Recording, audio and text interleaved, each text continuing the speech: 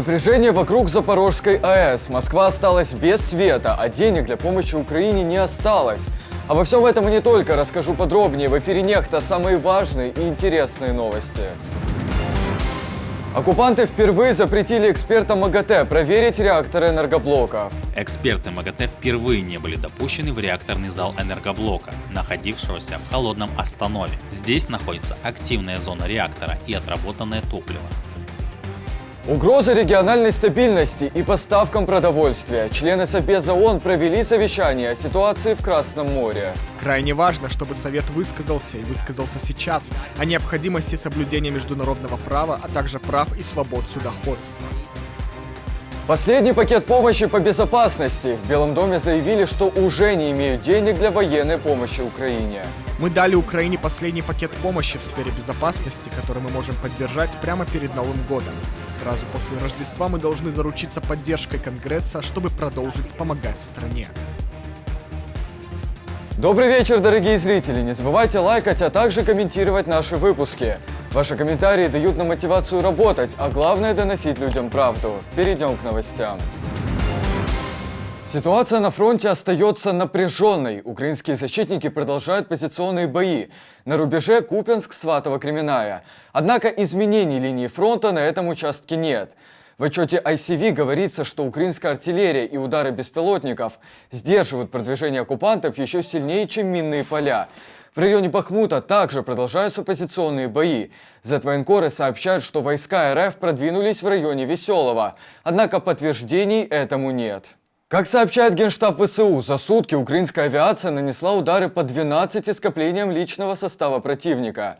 Кроме того, украинские подразделения ракетных войск поразили 3 средства ПВО, 3 установки артиллерии, станцию радиоэлектронной борьбы и 2 пункта управления противника. Продолжается более-менее относительное затишье, то есть штурмовых и наступательных действий противник не проводит. Наоборот, идут позиционные бои, перестрелки и обмен артиллерийскими ударами. Линия фронта тоже без изменения. А вот на Бахмутском направлении здесь наши воины предотвратили 6 попыток противника прорвать нашу оборону. И эти попытки были в районах Богдановки, Клещеевки и Андреевки. То же самое, они принесли врагу никакого успеха, кроме довольно больших потерь, что вынудило противника отойти на исходные рубежи. Оккупанты впервые запретили экспертам МАГАТЭ проверить реакторы энергоблоков Запорожской АЭС. Как сообщает агентство, речь идет о реакторных залах номер 1, 2 и 6. Доступ к некоторым частям турбинных залов также ограничен. Эксперты МАГАТЭ по-прежнему не могут получить доступ ко всем частям площадки, и в течение последних 2 недель им не дают доступ в реакторные залы энергоблоков номер 1, 2 и 6. Эксперты МАГАТЭ впервые не были допущены в реакторный зал энергоблока, находившегося в холодном останове. Здесь находится активная зона реактора и отработанное топливо. Недопуск экспертов не единственная проблема. Акцентируя внимание на постоянной опасности, команда МАГАТЭ последние недели слышит регулярные взрывы у станции. На ЗАЭС также происходит деградация оборудования, что несет за собой риски ядерной катастрофы. В результате пожара на подстанции в Москве произошел блэкаут. Обесточено более 20 жилых домов в 3 районах столицы. Из-за блэкаута и сильных морозов температура внутри квартир опустилась до отметки в 10 градусов тепла. Что стало причиной пожара на подстанции, пока неизвестно. Биберево. Нет ни света, ни горячей воды, ни отопления, ни холодной воды. Все выключено. Село Тучево, Биберево без света. Сейчас в Москве 24 градуса мороза. Как долго россиянам сидеть без света и части обогрева, неизвестно. Компанию борца за свободу слова Илона Маска обвинили в незаконном увольнении сотрудников.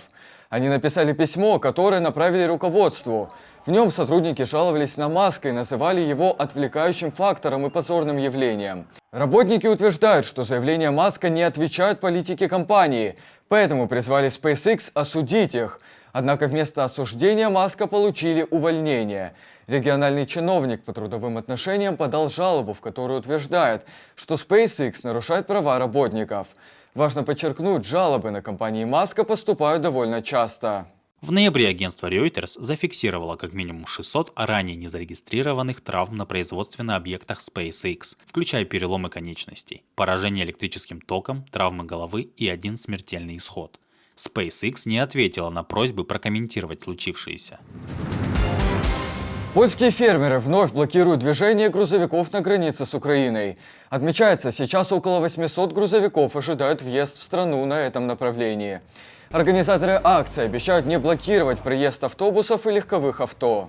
По имеющейся информации, которую предоставляли польские пограничники, сегодня около 9:00 на территории Польши на дороге перед пунктом пропуска Медика, Республика Польша, смежным с украинским пунктом пропуска Шигини, возобновилось блокирование движения транспортных средств.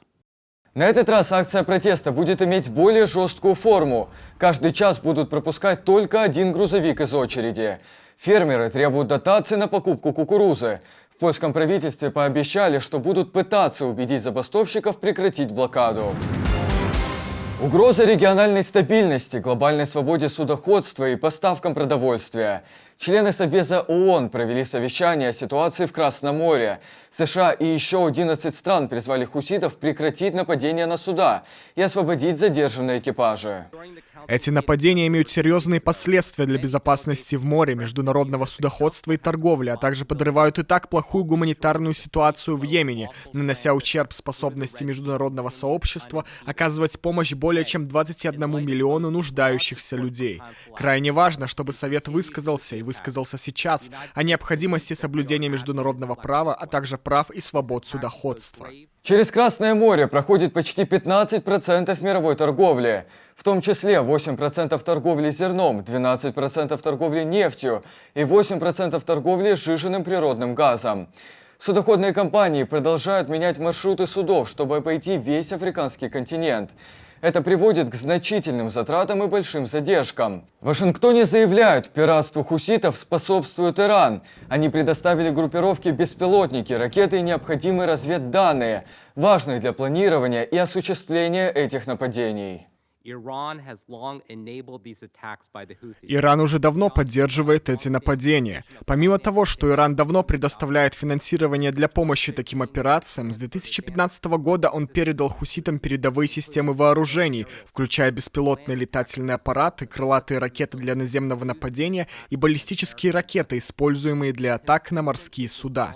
В соответствии с этой долгосрочной поддержкой и поощрением дестабилизирующих действий хуситов в регионе, мы знаем, что Иран принимал активное участие в планировании операций против коммерческих судов в Красном море.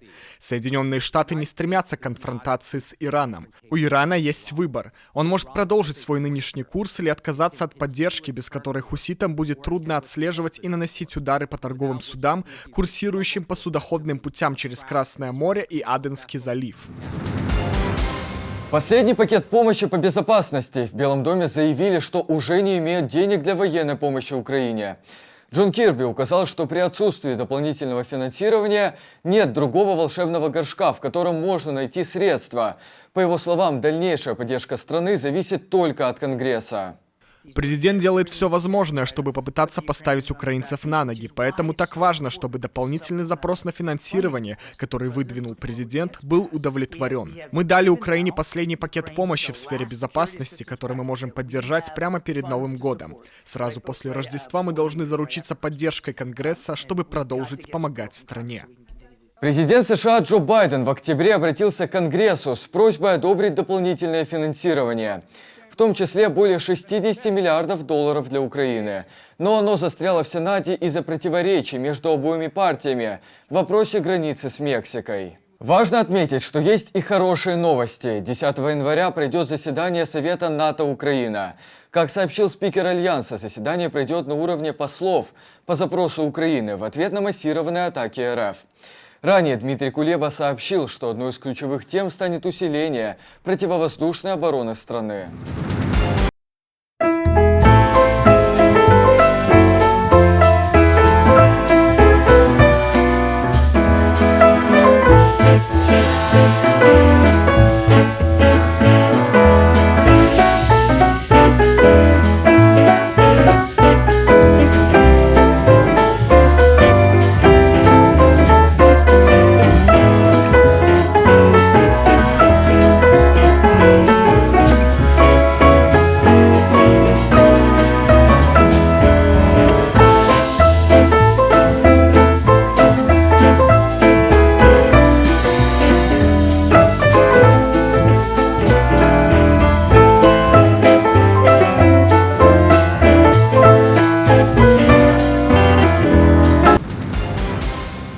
Спасибо, что смотрите, спасибо за доверие, жду ваших комментариев и лайков.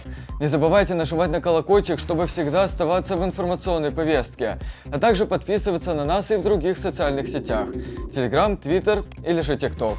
До встречи в следующих выпусках.